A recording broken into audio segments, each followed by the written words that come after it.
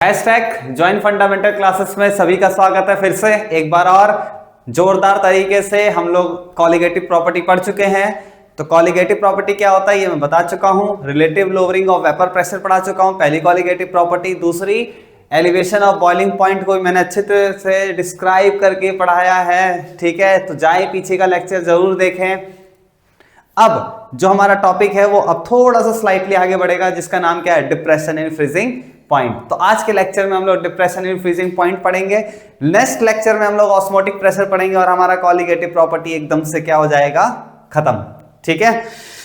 तो colligative property के बाद लास्ट लेक्चर रह जाएगा जो मैं प्योर बनाऊंगा, उसका नाम है वेंट ऑफ फैक्टर। काफी बच्चों का वीक पॉइंट होता है ये, है ना। तो बहुत ही खूबसूरती के साथ वेंट ऑफ फैक्टर को पढ़ेंगे और पूरी एनसीईआरटी खत्म कर देंगे। जिन्होंने भी अभी तक तैयारी नहीं करी है कृपया वो इन लेक्चरों को देख ले और एनसीईआरटी के एटलीस्ट एग्जाम्पल इन टेक्स्ट बना के जाए ताकि वो बोर्ड में अच्छा स्कोर करें, क्योंकि कॉन्सेप्ट्स उतने ही हैं, उसी के बेसिस पे क्वेश्चंस आएंगे। तो कम से कम एटलीस्ट इतनी प्रिपरेशन जरूर कर लें, ठीक है। तो आज हम अपना लेक्चर आगे बढ़ाते हैं, जिसका नाम थर्ड नंबर पे क्या आता है, डिप्रेशन, ठीक है। स्लो बोल दिया काफी, बेचारा वर्ड ही डिप्रेशन है, ठीक है। डिप्रेशन इन फ्रीजिंग पॉइंट, बहुत खूबसूरत, डिप्रेशन इन फ्रीजिंग पॉइंट, ठीक है। ये हमारा आज का टॉपिक है और ये किसके अंदर आता है, कॉलिगेटिव प्रॉपर्टी के अंदर। फिर से एक बार बता देता हूं, कुछ मायूस चेहरे लटके हुए कि कॉलिगेटिव प्रॉपर्टी क्या होता है। सॉल्यूशन की वो प्रॉपर्टी जो नंबर ऑफ सॉल्यूट्स पे डिपेंड करता है, उसके नेचर पे डिपेंड नहीं करता। नेचर में बार बार बताता हूं, मॉलिक्यूल का एसोसिएशन और डिसोसिएशन। जैसे NaCl डाल देंगे तो वो 2 में टूट जाते हैं, तो उसको वेंट ऑफ फैक्टर में कवर करेंगे, है ना। MgCl2 3 आयंस में टूट जाते हैं, 2 क्लोरीन के और Mg के, उसको भी वेंट ऑफ फैक्टर में क्लियर करेंगे।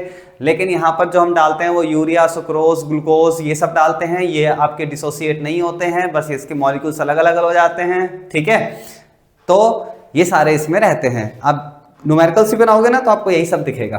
तो चलते हैं। तो depression in freezing point as usual, elevation of boiling point मैंने पढ़ाया था। तो पहले क्या समझाया था, बॉइलिंग पॉइंट। इसमें भी क्या समझाऊंगा, पहले मैं फ्रीजिंग पॉइंट के बारे में डिस्कस करूंगा, ठीक है। चलो देखो, वापस अपना हथियार उठा लेते हैं। मैं मार्कर, बोर्ड पे बीकर और अपना कॉपी पेन, आप, ठीक है। मस्त कॉपी पेन लेकर बैठो, नोट्स बना लो साथ के साथ। डेफिनेशंस तो मैं बोल ही देता हूं, उसी को नोट डाउन कर लो, काफी है, सफिशिएंट है बोर्ड के लिए, ठीक है। तो अगर कोई चीज वॉलेटाइल है तो वो हर एक टेम्परेचर पे वॉलेटाइल होता है, ठीक है। वैसे मतलब लिक्विड भी वॉलेटाइल रहेगा। जैसे मैं एग्जांपल ले लूँ पानी का, तो पानी वॉलेटाइल है, हाँ 100 पे थोड़ा ज़्यादा वॉलेटाइल है, 50 पे थोड़ा कम वॉलेटाइल है, 10 पे और थोड़ा कम है, 0 पे बर्फ बन जाती है, वो आज सीखेंगे कैसे। और 0 पे भी वो वॉलेटाइल है। आइस भी वॉलेटाइल है, आइस को बाहर निकालो फ्रीजर से, आपको व्हाइट व्हाइट वेपर्स नजर आएंगे, मतलब वेपर फेज तो है, वेपर फेज में जा रहे हैं, मतलब वेपर प्रेशर है। तो अगर कोई वॉलेटाइल है तो वो सॉलिड में भी रहेगा, लिक्विड में भी रहेगा, गैस की तो बात ही हटा दो। क्लियर होगी बात यहां तक। तो अब बहुत ही बेसिक से स्टार्ट करते हैं। तो वॉलेटाइल वर्ड समझ में आ गया, इसको बताओ, इसकी जरूरत नहीं है, ठीक है। तो मैंने माना, एज्यूम किया कि मेरा इसमें आइस जमा हुआ है, ऊपर से पैक कर देता हूं, ठीक है। ये आइस है और इसका टेम्परेचर मान लेता हूं -30 डिग्री सेल्सियस। ओ भाई कड़ाके की ठंड, ठीक है ना। तो कुछ मॉलिक्यूल्स वेपर्स में जाएंगे तो यहाँ पर वेपर प्रेशर होगा कि नहीं होगा, बिल्कुल होगा। तो उसको मान लेते हैं वेपर प्रेशर। कितना मान लें हम लोग, चलो तुम लोग बताओ कितना मान लें, ठीक है। चलो एक के मन में आ रहा है 0.2 मान लो, ठीक है, 0.2 atm, है ना 0.2 atm। मैं जानता था आप लोग 0.2 ही सोचेंगे, 3 तो सोचेंगे नहीं कि 2 के बीच में तीसरा नहीं आना चाहिए, है ना। चलो भैया, गुड, अच्छी सोच। आइस टेम्परेचर कितना, -10 डिग्री सेल्सियस। तो आप देख रहे होंगे कि ये बढ़ा है टेम्परेचर, है ना। -30 ज़्यादा ठंडा होता है एज कंपेयर टू -10 से, ठीक है। तो अब वेपर प्रेशर, ऑब्वियस सी बात है, टेम्परेचर बढ़ा है तो वेपर प्रेशर बढ़ेगा, क्योंकि मैंने बताया था वेपर प्रेशर 2 ही चीज़ों पे डिपेंड करता है, टेम्परेचर और दूसरा किस पे डिपेंड करता है कि हम उसमें कितना नॉन वोलेटाइल सॉल्यूट ऐड कर रहे हैं। एक और तीसरा होता है, उसकी जरूरत ना ही पड़े तो सही है, वैसे होता है नेचर ऑफ द सब्सटेंस। जैसे पेट्रोल का ज़्यादा वॉलेटाइल है, वाटर कैसा है, कम वॉलेटाइल है, तो वो एक अलग चीज है। हमारा जो सिलेबस वाला पार्ट चलेगा उसमें कौन चलेगा, टेम्परेचर और नॉन वॉलेटाइल सॉल्यूट, ठीक है। अब एक और करते हैं, एक और मैंने उसको डब्बे में बंद किया, अब मैं उसको लेके चला गया टेम्परेचर कितना, -1 डिग्री सेल्सियस पे, अभी भी वेपर है, ठीक है। तो अभी भी इसका मान लेते हैं वेपर प्रेशर बड़ा है, तो कितना, ये तो लिखना ही भूल गया बातों बातों में, तो मान लो 0.3 ATM आ गया तीसरा। इसमें वेपर प्रेशर कितना मान लेते हैं, 0.4 ATM मान लेते हैं, ठीक है। टेम्परेचर बढ़ ही रहा है ना, इसीलिए, ओके। अब यहां पर आते हैं मस्त चीज पे। अब मैंने ऑब्जर्व किया कि जब 0 डिग्री सेल्सियस हुआ ना टेम्परेचर, तो मैंने देखा यार यहाँ आइस तो है और थोड़े थोड़े वाटर भी बन रहे हैं, आइस भी है और वाटर भी बन रहा है, ठीक है, ऊपर से पैक है। क्लियर होगी बात यहाँ तक? तो वाटर भी है, आइस भी है, वाटर भी है, आइस भी है, ठीक है, ये बात समझ में आ गई। तो 0 डिग्री सेल्सियस पे कुछ तो खास अनोखा हुआ है यहाँ पर जो हम देख पा रहे हैं, ठीक है। तो अब देखो, तो यहाँ पर मॉलिक्यूल वेपर फेज पे गए, तो अगर आप गौर से देखोगे तो मान लो वेपर प्रेशर में मान लेता हूं अब 0.5 ATM हो गया, मान लेते हैं, बात समझ आ गई। सारा एजम्पशन पे चल रहे, टेंशन वाली कोई बात नहीं है, ठीक है। तो मान लेते हैं यहाँ पर वेपर है, क्लियर होगी, मतलब वेपर है, तो वही प्रेशर, वेपर प्रेशर लिक्विड पे भी लग रहा है और वही वेपर प्रेशर किस पे लग रहा है, सॉलिड पे भी लग रहा है। यानी कि 0 डिग्री सेल्सियस पे वाटर के, 0 डिग्री सेल्सियस वाटर के क्या हो रहा है, वेपर प्रेशर लिक्विड का भी और वेपर प्रेशर सॉलिड पे भी क्या लग रहा है, सेम लग रहा है। क्लियर होगी बात यहां तक? तो बस यहीं से फ्रीजिंग पॉइंट क्या होता है, डिफाइन होता है। इसका मतलब वो टेम्परेचर, जिस टेम्परेचर पे लिक्विड का वेपर प्रेशर उसके खुद के सॉलिड के वेपर प्रेशर के क्या हो जाए, बराबर हो जाए, उस टेम्परेचर को हम लोग क्या कहते हैं, फ्रीजिंग पॉइंट। खुशा दिमाग में एकदम मस्त तरीके से बात समझ में आ गई। The temperature at which vapour pressure of liquid या vapour pressure of pure solvent become equal to its vapour pressure of solid state is known as क्या, फ्रीजिंग पॉइंट। क्या मेरी बात समझ में आ गई? क्लियर है यहां तक? तो 0 पे क्या हुआ, तो पानी के 0 डिग्री सेल्सियस पे वो आइस में भी रह सकता है और लिक्विड में भी रह सकता है, और उस पे प्रेशर क्या रहेगा, वेपर प्रेशर क्या रहेगा, सेम। गुड। जैसे मान लो अगर मैं बोल दूं कि फ्रीजिंग पॉइंट इथेनॉल का एज्यूम कर लूं -10 डिग्री सेल्सियस, एज्यूम किया, ठीक है, क्लियर होगी बात यहां तक? तो डेटा वो नहीं है जो एग्जैक्ट है, बस एज्यूम है। तो इथेनॉल के -10 डिग्री सेल्सियस पे क्या हुआ होगा, बताओ जरा सोच के। तो -10 डिग्री सेल्सियस पे जो आपका हुआ होगा, मतलब इथेनॉल का सॉलिड स्टेट और इथेनॉल का लिक्विड स्टेट दोनों क्या रहेंगे, उस पे वेपर प्रेशर क्या रहा होगा, सेम। मतलब वो दोनों सॉलिड लिक्विड वहां पर क्या करते होंगे, एग्जिस्ट। बात समझ में आ गई? तो सॉलिड लिक्विड अगर वहां पर एग्जिस्ट कर रहे हैं उस टेम्परेचर पे, तो वो टेम्परेचर क्या कहला जाएगा आपका, फ्रीजिंग पॉइंट। कमाल की बात है, ठीक है।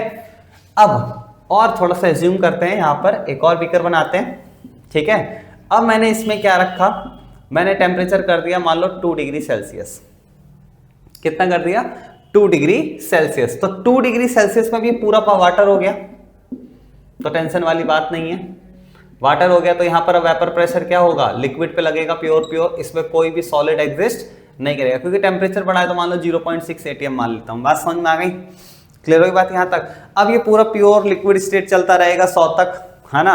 0 से पहले वो पूरा सॉलिड में चलता रहेगा, लेकिन 0 पे क्या हो चुका था, सॉलिड और लिक्विड दोनों डायनेमिक इक्विलिब्रियम में थे, ठीक है। डायनेमिक इक्विलिब्रियम वर्ड ज्यादा उठाएंगे नहीं यहां पर हम लोग। जब रेट ऑफ फॉरवर्ड रिएक्शन और रेट ऑफ बैकवर्ड रिएक्शन, जितना लिक्विड में जा रहा है लिक्विड से वापस सॉलिड में आ रहा है, जितना लिक्विड में जा रहा है वापस उतना सॉलिड में आ रहा है, उसी रेट से, तो उसे डायनेमिक इक्विलिब्रियम बोलते हैं। तो यहां पर वो अटेन हो जाता है। बात समझ में आ गई? तो इस जगह पे जो टेम्परेचर होता है उसे क्या बोलते हैं, फ्रीजिंग पॉइंट। तो T0 F से मैंने डिनोट किया, तो T0 F क्या होगा आपका, बताओ, freezing point of pure solvent. कहते नहीं, बात समझ में आ गई? तो वो प्योर सॉल्वेंट का क्या है, फ्रीजिंग पॉइंट है। तो फ्रीजिंग पॉइंट अब आप लोग को समझ में आ गया, क्लियर है? क्या किया मैंने, ये समझो कि मान लो मैंने अब क्या किया, मेरा जो प्योर सॉल्वेंट था उसका फ्रीजिंग पॉइंट कितना था, 0 डिग्री सेल्सियस था, है ना। और वेपर प्रेशर उस जगह पे कितना था, अब बताओ कितना वेपर प्रेशर माना था, 0.5 ATM माना था, ठीक है। तो इस प्योर सॉल्वेंट में मैंने अब क्या किया, नॉन वोलेटाइल सॉल्यूट को ऐड किया। तो नॉन वोलेटाइल सॉल्यूट ऐड करने से होता क्या है, वेपर प्रेशर डिक्रीज हो जाता है ना। तो प्योर सॉल्वेंट का इस बार वेपर प्रेशर क्या हो गया, डिक्रीज, क्योंकि मैंने उसमें क्या ऐड किया, नॉन वोलेटाइल सॉल्यूट। फिर से बताता हूं, नॉन वोलेटाइल सॉल्यूट ऐड करते हैं, सरफेस पे मॉलिक्यूल ऑक्यूपाई होने लग जाते हैं, तो प्रेशर क्या होने लग जाता है, डिक्रीज। तो वेपर प्रेशर लेट मान लो अब डिक्रीज हो गए, अब कितना रह गया, पहले 0 पे 0.5 था, 0 पे कितना माना था, 0.5, तो कम हो गया, कितना हो गया, 0 पॉइंट कितना हो गया बताओ, 3 हो गया एटीएम, है ना। तो अब ये सॉल्यूशन बन गया, क्योंकि मैंने इसमें नॉन वोलेटाइल सॉल्यूट को क्या कर दिया, ऐड। तो मैंने देखा, ऑब्जर्व किया कि 0.3 तो मतलब -10 पे था ही, है ना। तो अब इसका जो फ्रीजिंग पॉइंट हो गया वो कितना हो गया, -10 डिग्री सेल्सियस, माइनस क्या हो गया, 10 डिग्री सेल्सियस हो गया। क्या यहां तक बात समझ में आई? फिर से बताता हूं, नॉन वोलेटाइल सॉल्यूट हमने ऐड किया प्योर सॉल्वेंट में, सरफेस पे ऑक्यूपाई हुआ, वेपर प्रेशर क्या हो गया, कम, पहले 0.5 था, घट के कितना हो गया, 0.3, क्योंकि नॉन वोलेटाइल सॉल्यूट मैंने क्या कर दिया, ऐड।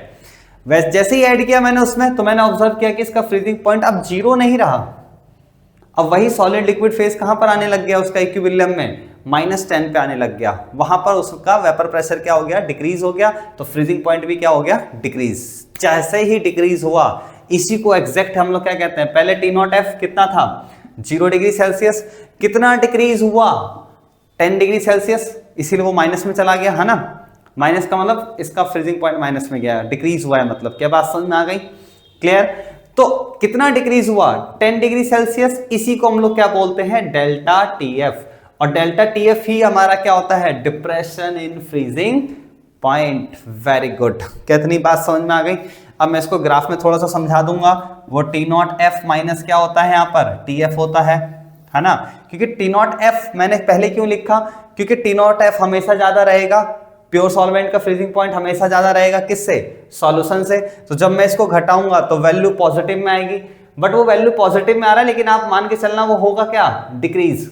जैसे मान लो 5 डिग्री सेल्सियस आ गया, तो 5 डिग्री डिक्रीज हुआ है वो, ठीक है। नहीं तो वैसे हम कैसे निकालते हैं बताओ, delta TF final minus initial करते हैं, तो फाइनल कितना था, -10, इनिशियल कितना था, 0, तो कितना आया, -10 डिग्री सेल्सियस। तो माइनस क्या शो कर रहा है, डिक्रीज हुआ है बस, ठीक है। और यहां पर हम पहले इसको कर देते हैं, तो 0 -10, तो ये कितना आया, 10 आया ना।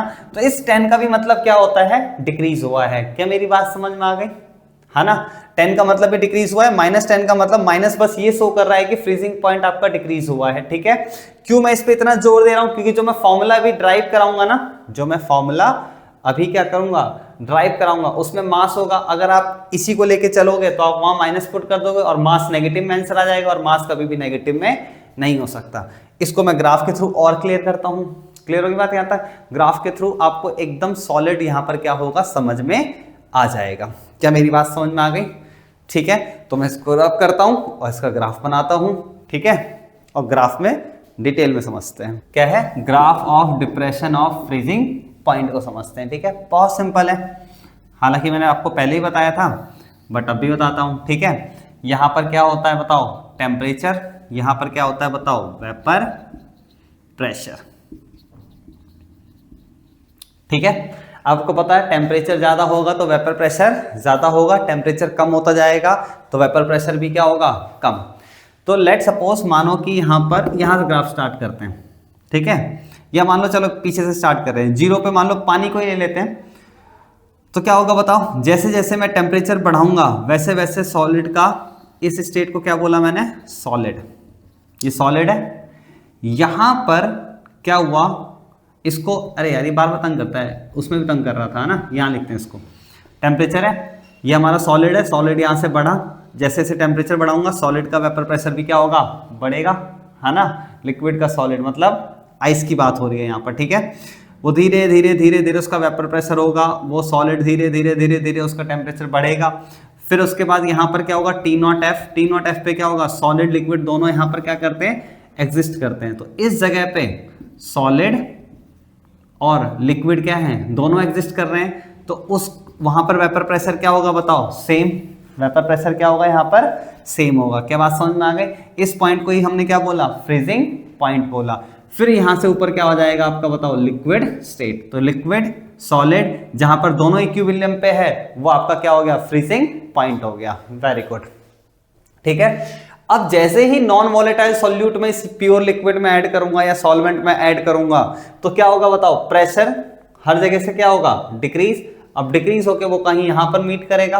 तो अब ये यहां पर सॉलिड और लिक्विड क्या कर रहे हैं, एग्जिस्ट कर रहे हैं सॉल्यूशन के।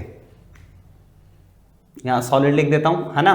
तो यहां पर इसका ये सॉल्यूशन है ना, ये किसका बनाया मैंने, सॉल्यूशन। सॉल्यूशन में मैंने क्या किया, नॉन वोलेटाइल सॉल्यूट को ऐड किया, तो वेपर प्रेशर हर जगह डिक्रीज हो गया। तो अब यहां पर वो सेम रहा नहीं, अब वो कहां पर हो गया, दोनों सॉलिड और सॉल्यूशन का।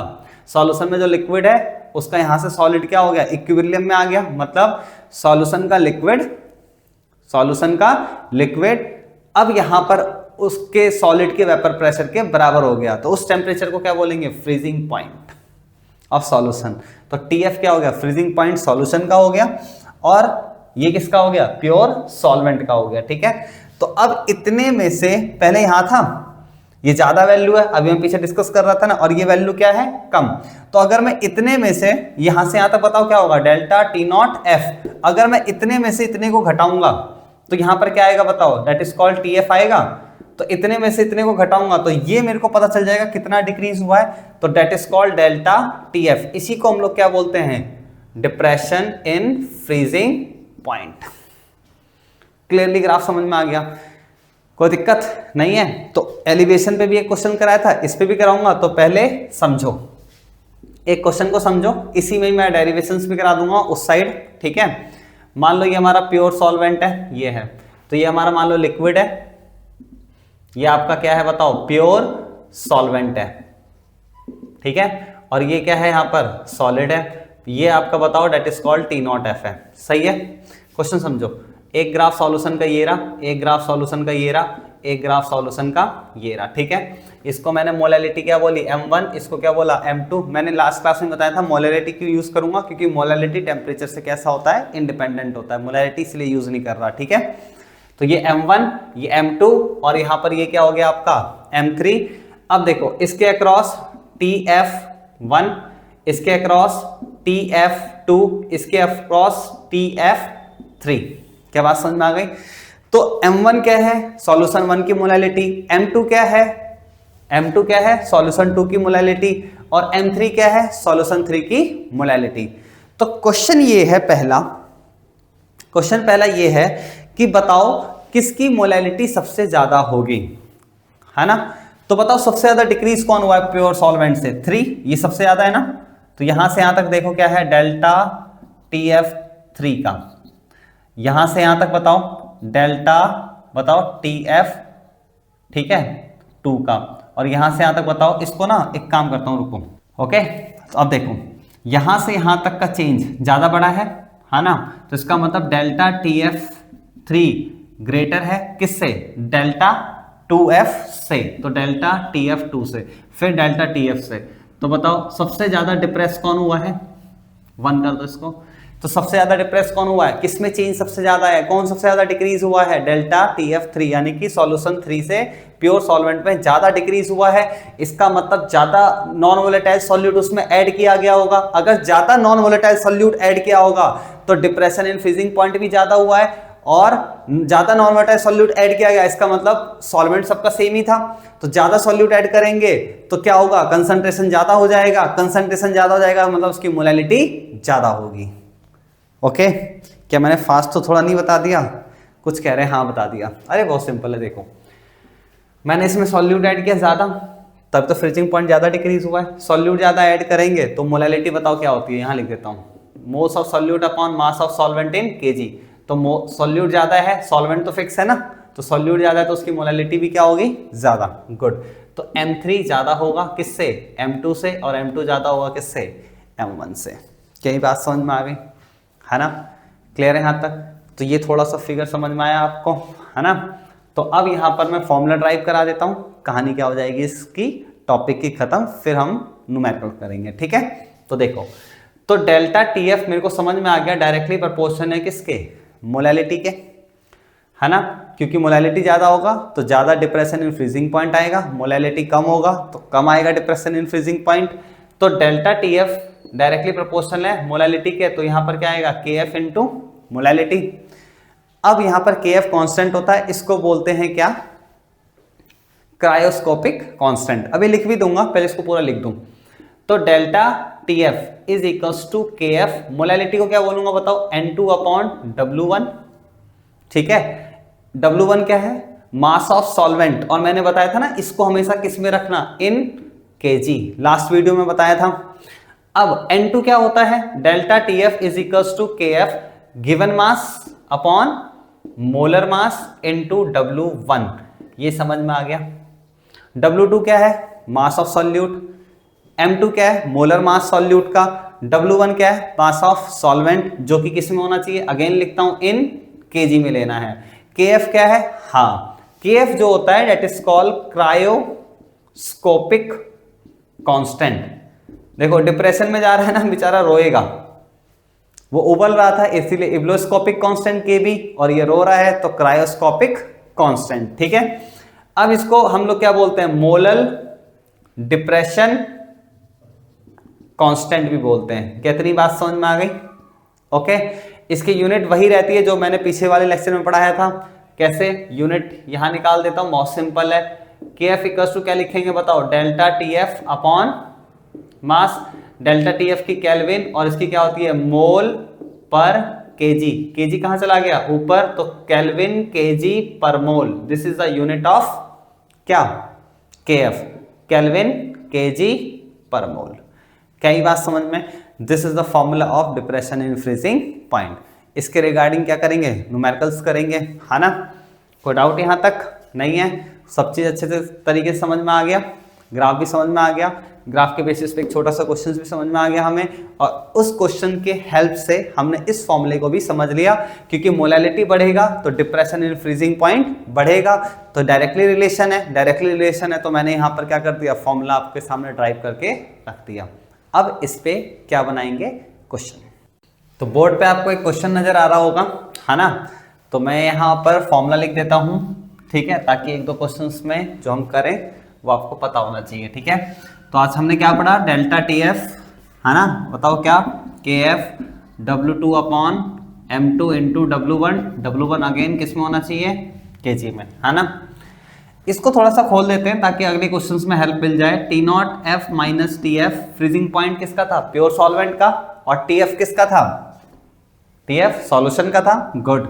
तो यहाँ पर के F W2 upon M2 into W1, ठीक है। चलो देखो अब यहाँ पर, ओके, देखो तो 1 ग्राम नॉन इलेक्ट्रोलाइट सॉल्यूट, मैंने बताया था ना, सॉल्यूट जनरली यहाँ पर क्या यूज करेंगे कॉलिगेटिव प्रॉपर्टीज में, नॉन इलेक्ट्रोलाइट नॉन वोलेटाइल, है ना। तो नॉन इलेक्ट्रोलाइट सॉल्यूट है, ठीक है, कितना ग्राम है, तो W2 इज इक्वल्स टू 1 ग्राम है, ठीक है। उसको हमने डिसॉल्व किया किसमें, 50 ग्राम बेंजीन में, तो जिसमें डिसॉल्व करते हैं वो बेंजीन होता है, ठीक, समझ गए। तो W1 बेंजीन में किया तो कितना है, 50 ग्राम, और W1 किस में होना चाहिए था भाई साहब, केजी में। तो हैंड टू हैंड कर लो ताकि कभी भी वैल्यू पुट करने में गलती ना आए, बोर्ड में गलती ना हो। तो 50 अपॉन कितना, 1000, ठीक है, केजी, ये हो गया केजी में, ठीक है। इसको बाद में सॉल्व कर लेंगे, तो इतना आ गया। उसके बाद बोला है कि उसका, ऑब्वियस ही बात है, ऐसे समझो, एक मेरे पास बेंजीन था, कितना था, 50 ग्राम, एनालिसिस के साथ इसका फ्रीजिंग पॉइंट कुछ ना कुछ रहा होगा, है ना। अब इसमें मैंने क्या किया, 1 ग्राम नॉन वोलेटाइल सॉल्यूट को ऐड कर दिया, तो फ्रीजिंग पॉइंट डिक्रीज हुआ होगा। तो डिक्रीज जितना होता है उसी को क्या कहते हैं, डिप्रेशन इन फ्रीजिंग पॉइंट। तो डेल्टा टीएफ कितना डिक्रीज हुआ, ध्यान से देखो, तो इसमें लिखा हुआ है, कहा गया, lowered the freezing point, lowered the freezing point of benzene, benzene का कितना कम हो गया, 0.4 केल्विन, या 0 पॉइंट कितना लिखा है, 0 केल्विन। तो डेल्टा टीएफ कितना कम हुआ, 0.40 केल्विन। क्या बात समझ में आई, मस्त एकदम, है ना। उसके बाद क्या बोला है, डिप्रेशन कांस्टेंट कितना दिया है बेंजीन का, कहाँ गया, तो केएफ कितना दिया, 5.12 केल्विन केजी पर मोल दे रखा है, ठीक है। आपसे क्या पूछा गया है, मोलर मास ऑफ सॉल्यूट, है ना। तो देखो डेल्टा टीएफ दिया हुआ है क्वेश्चन में, गुड, केएफ दिया हुआ है, ये तो दिया ही रहेगा, कांस्टेंट है। W2 निकालना है, नहीं सॉरी दे रखा है, M2 निकालना है और W1 दे रखा है। ठीक है, तो बस यही सॉल्व कर देते हैं इसको।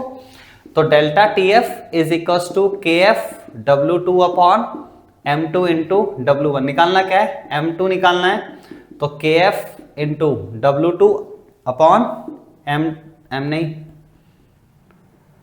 Delta TF into W1। ठीक है, तो M2 is equal to KF की वैल्यू बताओ 5.12 ये रही है ना, W2 की वैल्यू बताओ 1 अपॉन डेल्टा TF 0.4, ये कितना दे रखा है इंटू 50, नीचे क्या लिखूंगा 1000, 1000 कहाँ चला जाएगा ऊपर, तो ऊपर ही लिख देता हूँ इसको डायरेक्ट, है ना। अब सिंपल है, अब काटा पीटी कर दो, इसको काटा यहाँ पर तो क्या लिख दिया बताओ 100, है ना, 0 से 100 कैंसिल हो गया। ठीक है, 5 से काट दो इसको 200, और ये 4 से काट दो कितना हो जाएगा 50, है ना। फिर ये कितना हो जाएगा बताओ 51.2, मतलब 10 से इसको मल्टीप्लाई कर दिया तो 51.2 इंटू 5, तो कर लो 5 दूनी 10, 5 और 1 6 25, है ना। तो पॉइंट यहाँ आ जाएगा, तो इसका मतलब आ गया 256 ग्राम पर mole. This is the molar mass. तो सॉल्यूट का अगर मोलर मास इतना रहेगा और हमने उसको 1 ग्राम अगर इसमें डिसॉल्व किया तो उसका vapour depression in freezing point 0.4 आएगा।